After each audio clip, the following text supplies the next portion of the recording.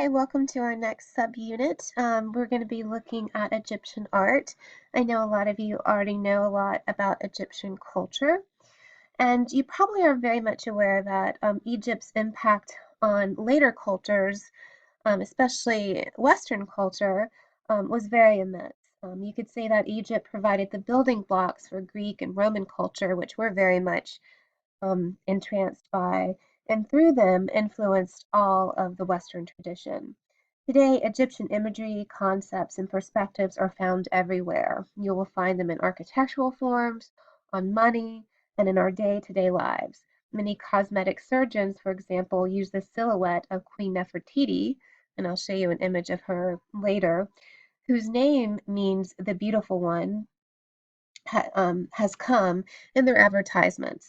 Ancient Egyptian civilization lasted for more than 3,000 years and showed an incredible amount of continuity.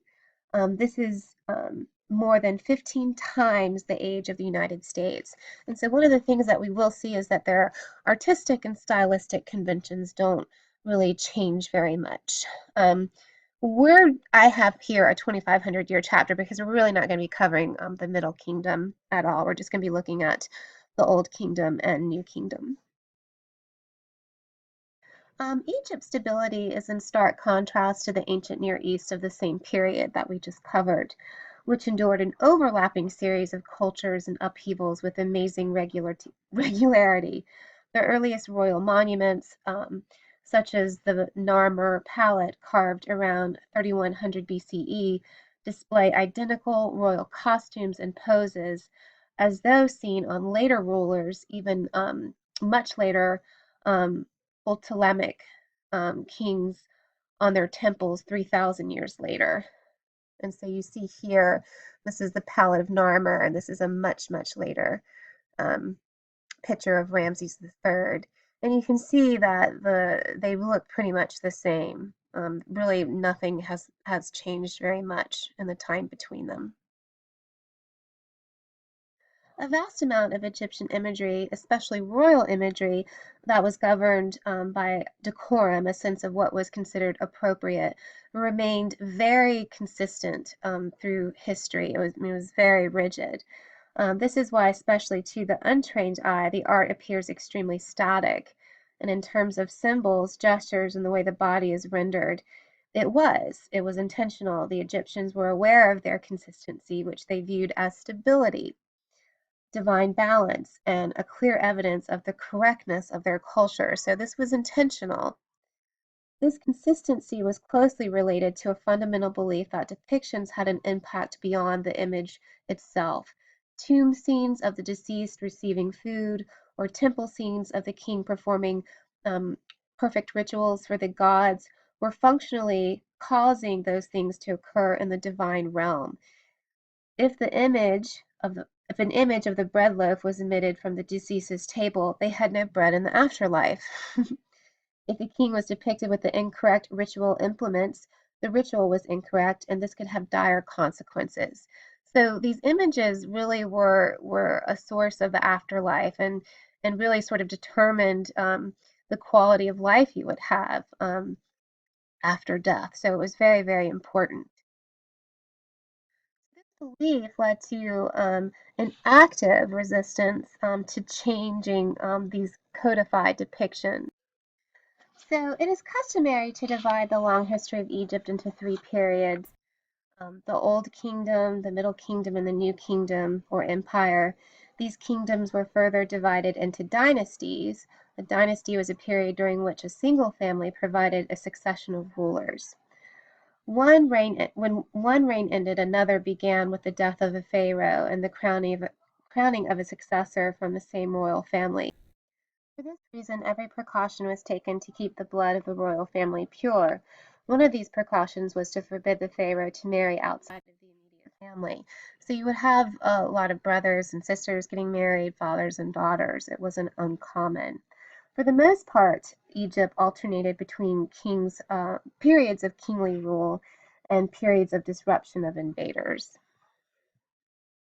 So here's a list of goals that we're going to hopefully obtain when we're done with this subunit.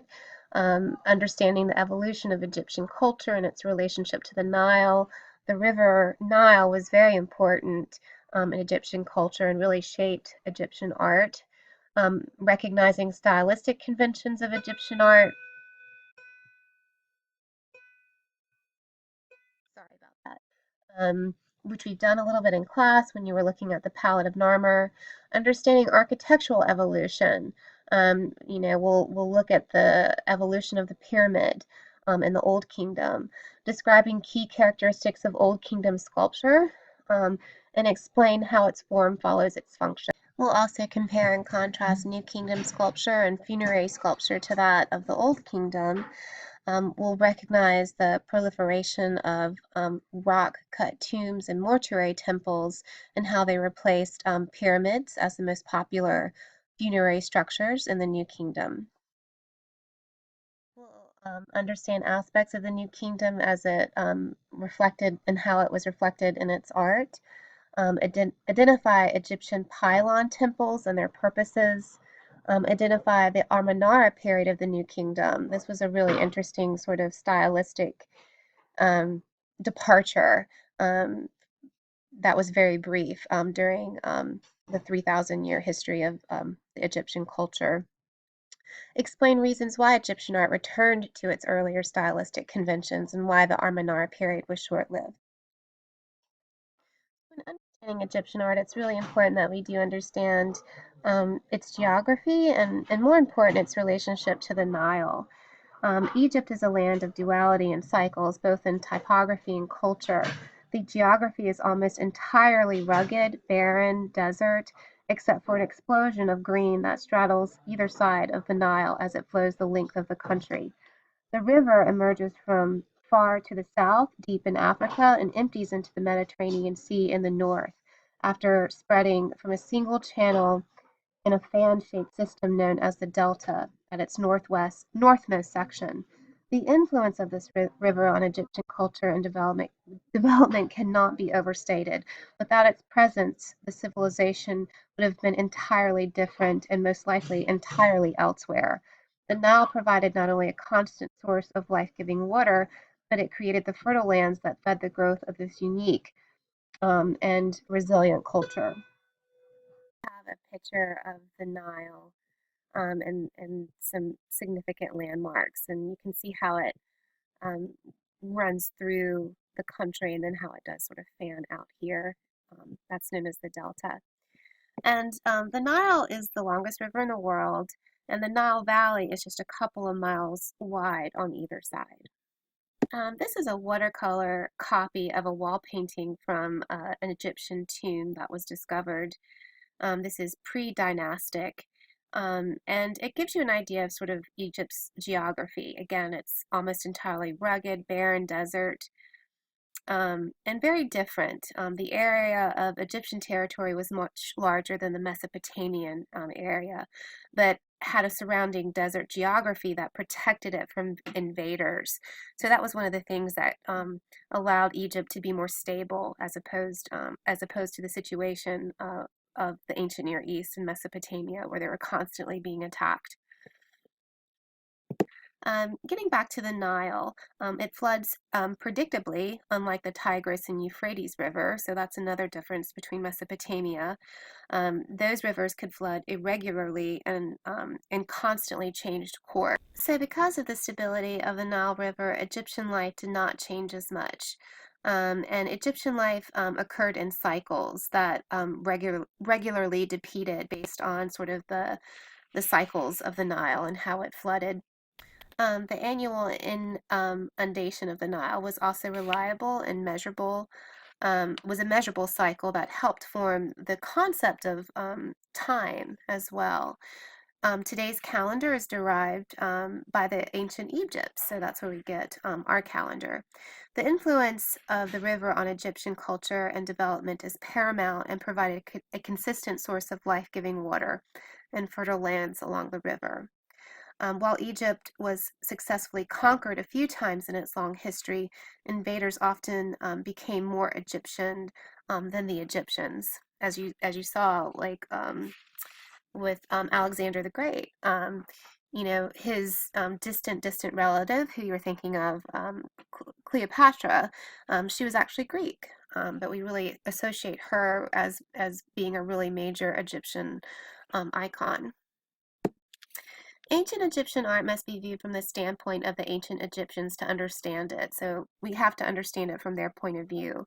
The somewhat static, unusually formal, strangely abstract, and often blocky nature of much Egyptian imagery has at times led to unfavorable comparisons with later and much more naturalistic Greek or Renaissance art. However, the art of the Egyptians served a vastly different purpose than that of these later cultures.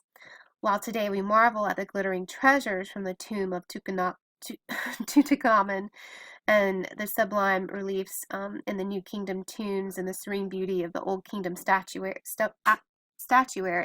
it is imperative to remember that the majority of these works were never intended to be seen. That was simply not their purpose. These images, whether statues or relief carvings, were designed to benefit a divine or deceased recipient. Statuary provided a place for the recipient to manifest and receive the benefit of ritual action. Most statues show a formal frontality, meaning they are arranged straight ahead because they were designed to face the ritual being performed before them. Many statues were also originally placed in recessed niches or other architectural settings, contexts that would make frontality their expected and natural mode.